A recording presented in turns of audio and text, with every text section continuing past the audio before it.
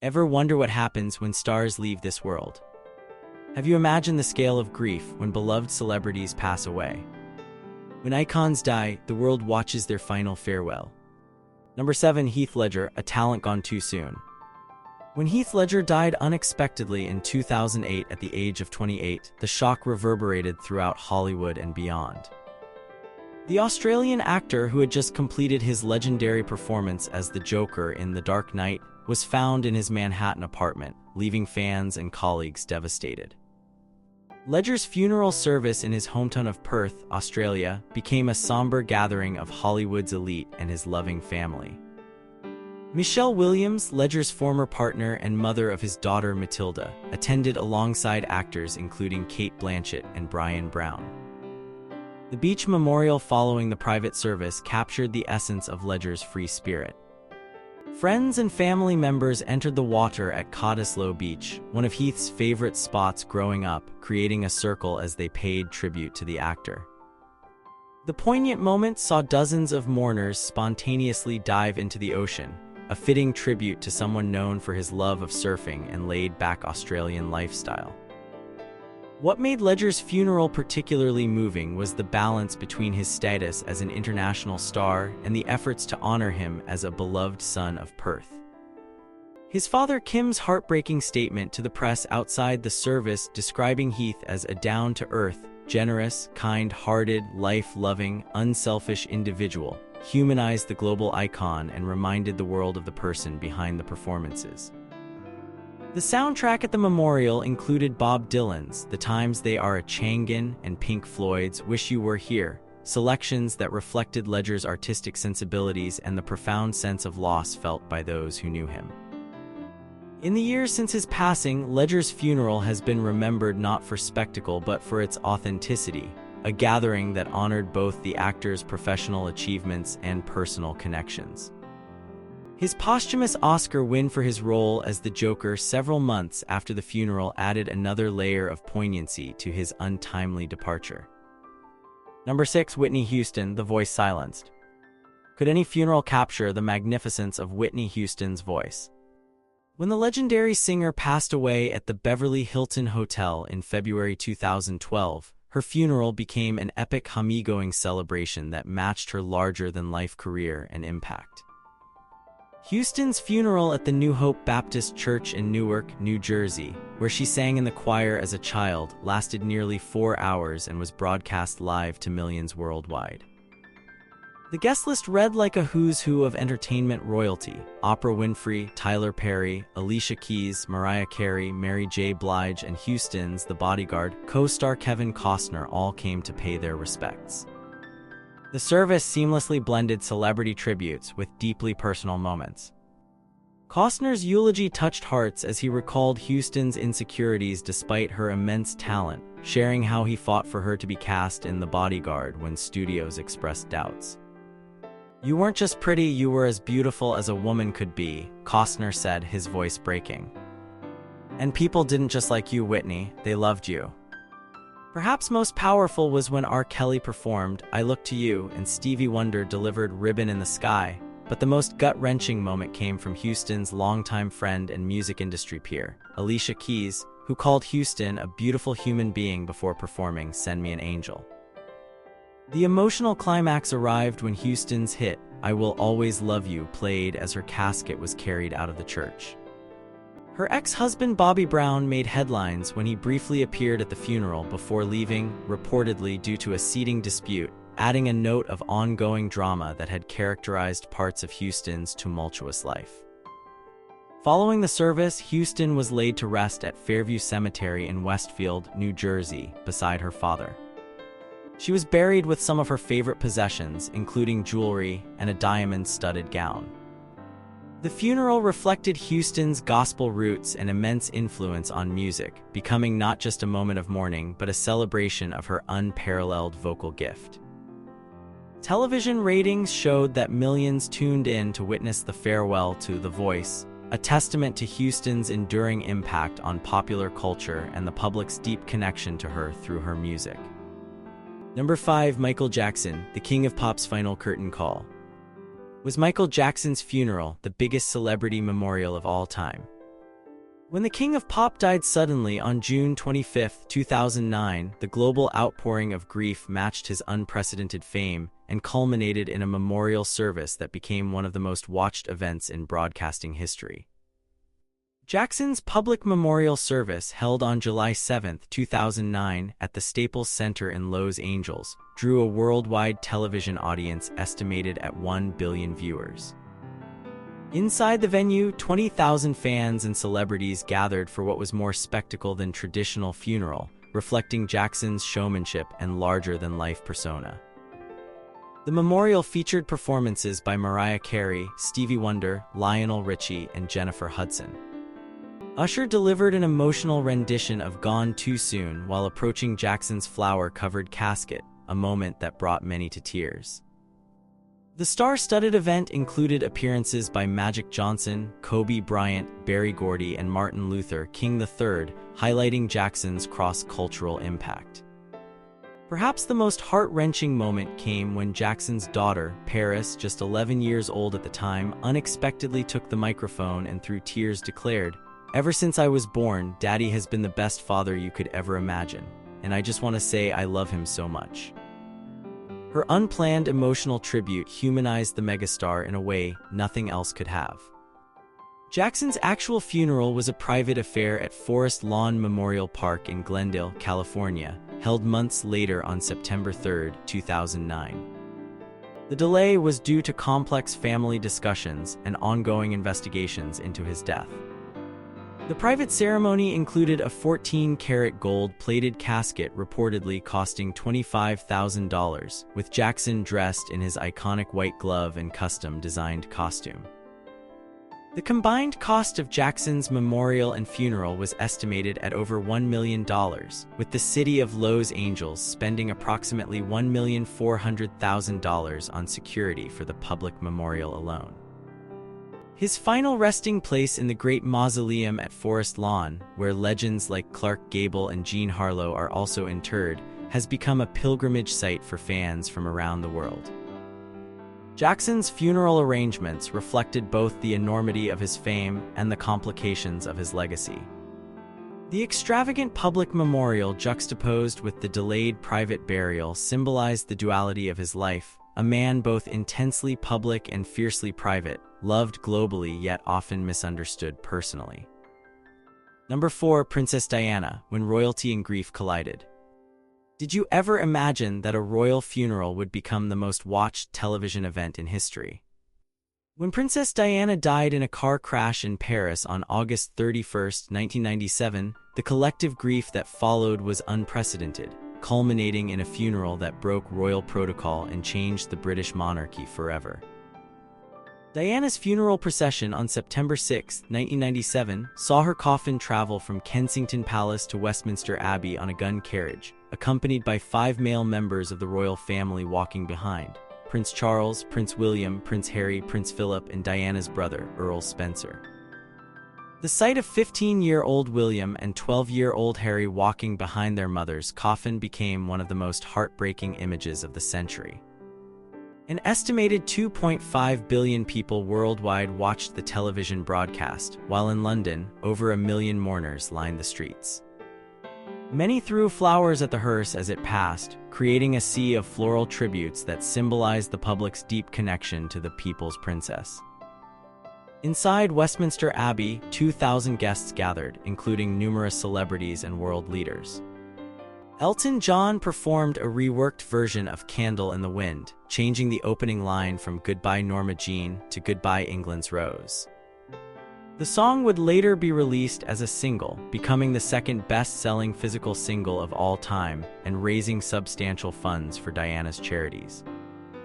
Earl Spencer's eulogy delivered a barely veiled criticism of the royal family's treatment of his sister, promising to protect William and Harry from similar suffering. "She would want us today to pledge ourselves to protecting her beloved boys William and Harry from a similar fate, and I do this here, Diana, on your behalf," he said, receiving spontaneous applause in the Abbey, an unprecedented response in such a setting. Following the service, Diana's body was driven to her family home at Althorpe Estate in Northamptonshire. Contrary to royal tradition, she was not buried in the Spencer family vault but on a small island in the middle of a lake at Althorpe, where she remains protected from the public eye yet commemorated through a temple built on shore.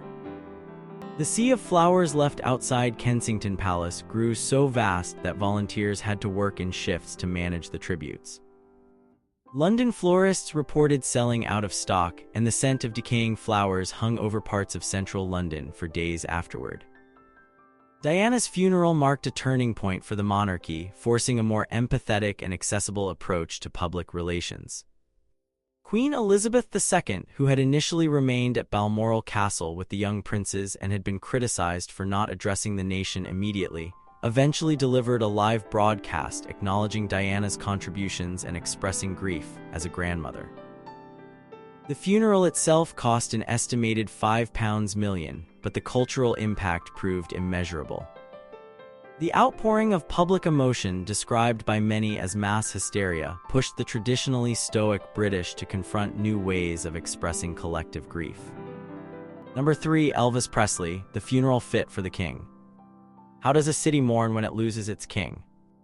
When Elvis Presley died on August 16, 1977, at his Graceland mansion in Memphis, Tennessee, the funeral that followed turned into one of the most extraordinary public displays of grief America had ever seen. The announcement of Elvis's death triggered a migration of over 50,000 fans to Memphis, creating scenes reminiscent of religious pilgrimages. The day after his death, Presley's body was moved to Graceland for a public viewing, where fans waited in line for hours in sweltering summer heat to pay their respects. Some collapsed from heat exhaustion, while others wept openly at the sight of their idol in an open casket, dressed in a white suit and blue shirt.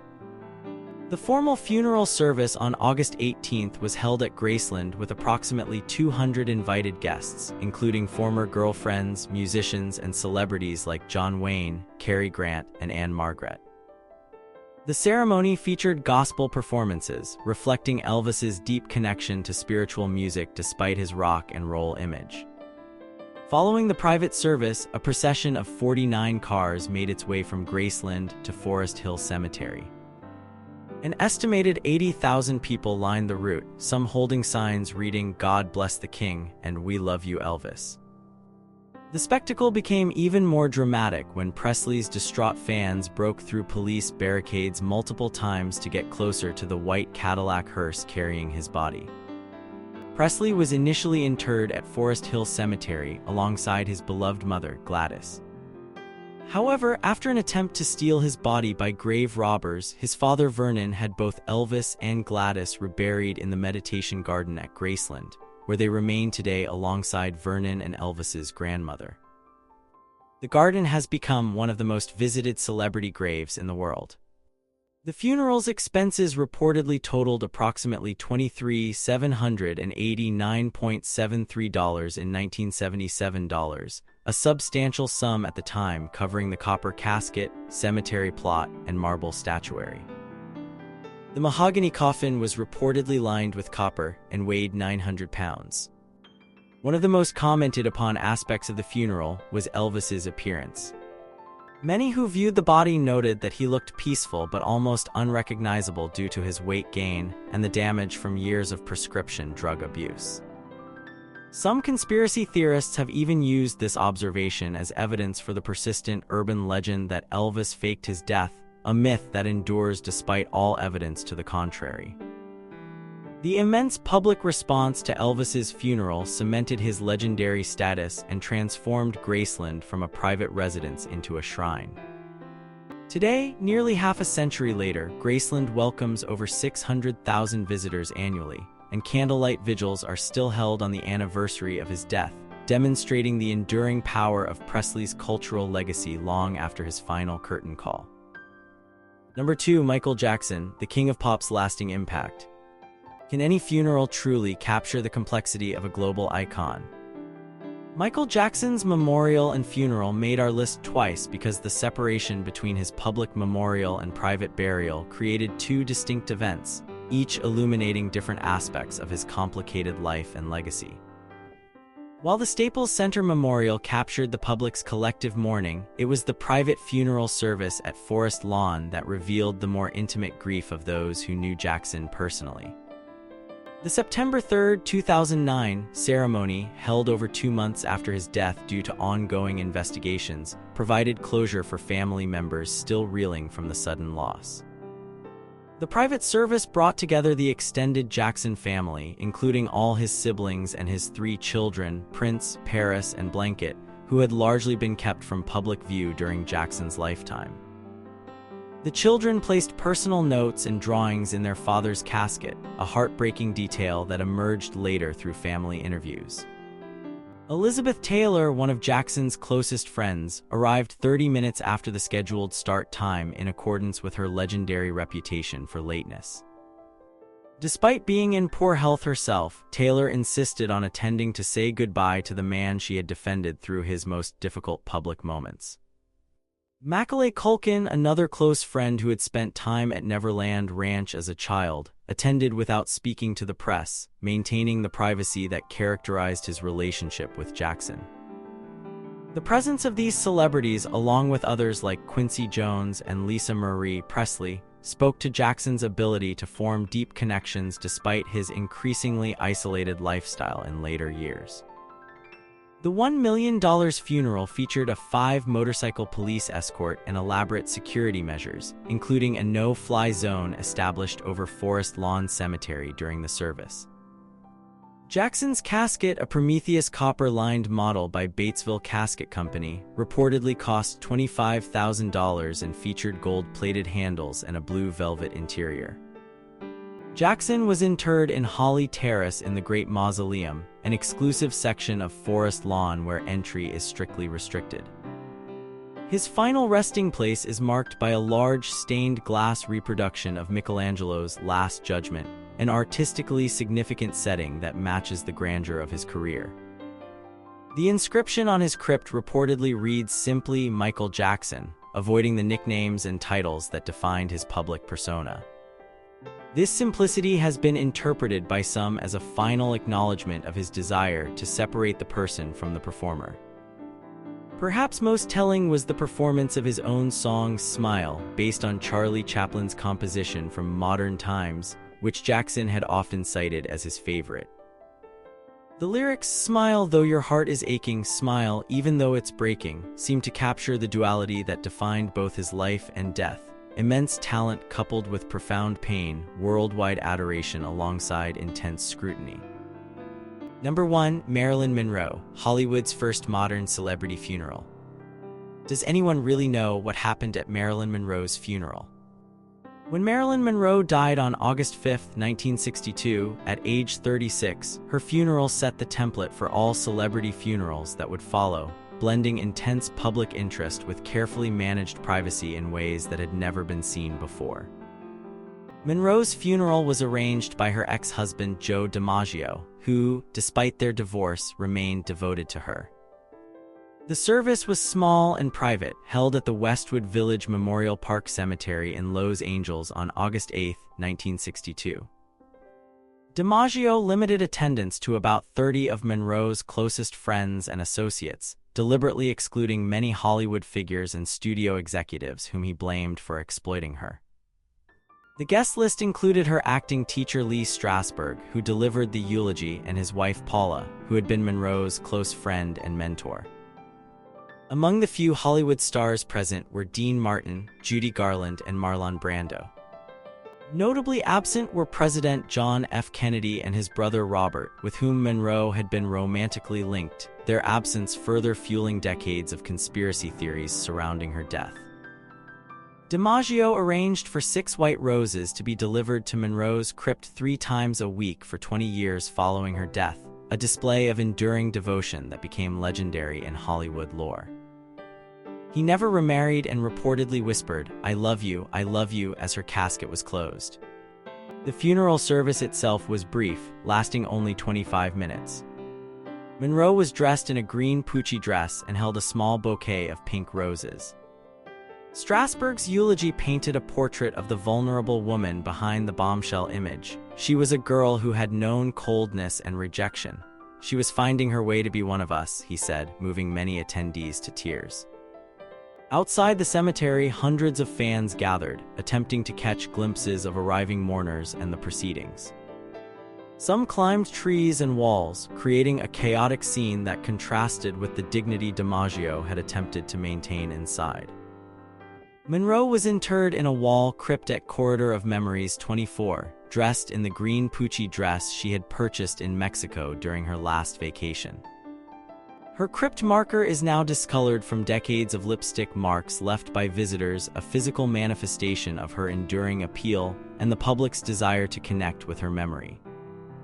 In perhaps the most telling detail about Monroe's impact on celebrity culture, her previously modest crypt in Westwood Village Memorial Park Cemetery became so popular that in 1992, Hugh Hefner purchased the adjacent crypt for $75,000, hoping to spend eternity beside the woman who helped launch his Playboy empire with her nude calendar photos. The cemetery has since become the final resting place for numerous Hollywood luminaries, with spaces near Monroe commanding premium prices. Monroe's funeral simultaneously created and reflected the tension in celebrity deaths between the public figure who belongs to fans and the private person known to friends and family. This duality continues to define how we approach the deaths of famous individuals, with Monroe's funeral serving as the prototype for the modern celebrity goodbye. How will we remember these icons as time passes? Will future celebrity funerals continue to serve as cultural touchstones that reveal our collective values and fascinations?